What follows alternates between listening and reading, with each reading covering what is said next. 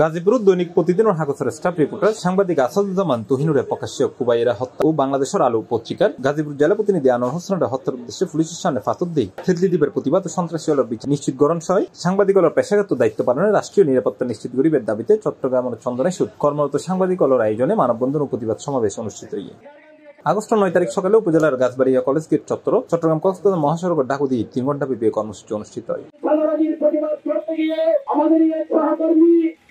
আসাদুজ্জামান তুহিন ভাইকে নির্মমভাবে হত্যা করা হয়েছে।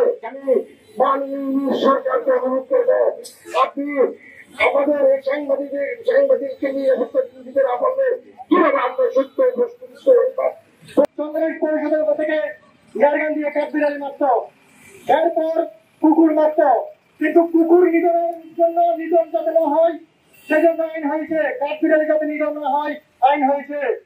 কিন্তু প্রতিনিয়ত দেশের প্রত্যন্ত অঞ্চলে আমার সাংবাদিক ভাইরা নির্যাতিত হয়, হত্যা হয়, কোনো বিচার হয় না। প্রবীণ সাংবাদিক মাস্টার নুরুল আলমের সভাপতি ও জাবের বিন রহমান আরজুর পরিচালনায় বক্তব্য রাখি সাংবাদিক Maulana Mujahidul Kader, Abidur Rahman Babul, Abu Turab Chowdhury, S M Mohiuddin, Mohammad Kamruddin, Zahidul Islam, Syed Siddique Sadek Kafil, Mohammad Ershad, S M Rashed Shahadat Chowdhury, Khaled Raihan সহ আরো ভর্তি। C plus TV, Chittagong.